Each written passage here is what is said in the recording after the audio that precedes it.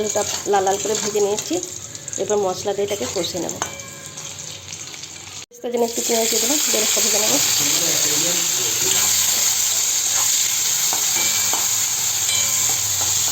বেরেস্তাটা হয়ে গেছে, সুন্দর লাল লাল করে ভেজে নিয়েছি, বেশি করে ভাজিনি। এরপর মশলাটা আমি কষে নেবো আলুটা কষার জন্য। দিয়ে দেবো হলুদ, জিরা গুঁড়ো, ধনে গুঁড়ো, বিরিয়ানি মশলা।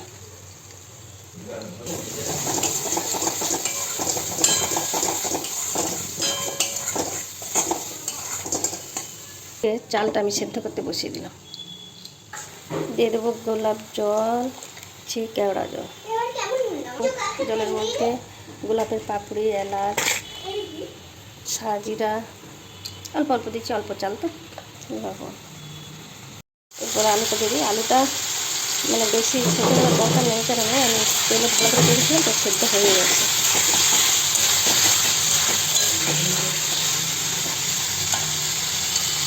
দিয়ে দেবো দুধ।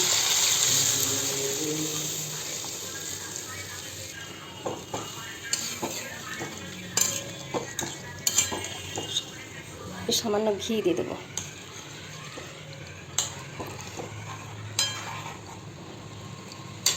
অল্প বেরেস্তা,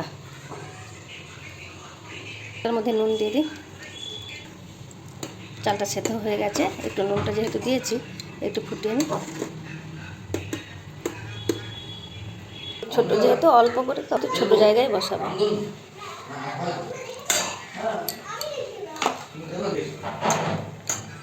এটা বাচ্চার জন্য ঠিক আছে, ছোটো জায়গা তো হয়ে গেছে। একটু ঝোল ঝোল থাক, কারণ বিরিয়ানিতে দেবো এটা।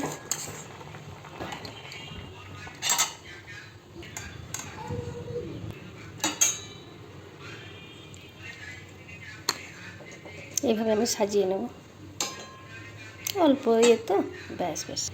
বিরিয়ানি মশলা দিয়ে দিলাম।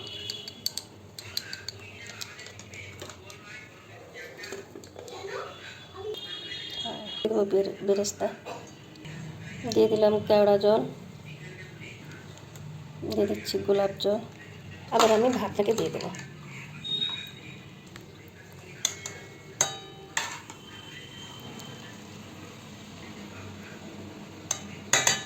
এরপর আমি দিয়ে দিয়েছি উপরে ভাতটা। এরপর আবার গোলাপ জল দেবো, একটু একটু কেওড়া জল দেবো, দিচ্ছি সামান্য ঘি, দেবো বিরিয়ানি মশলা, সামান্য যে ঝোলটা ছিল এটা দিয়ে দিচ্ছি, দিয়ে দিচ্ছি বেরেস্তাটা। ব্যাস হয়ে গেছে, ওর উপরে বসিয়ে দিলাম। দিয়ে দেবো, প্রায় 45 মিনিট মতো রাখবো, সুন্দর হয়ে যাবে। দিয়ে দিচ্ছি, দিলে ভার হয়ে যাবে।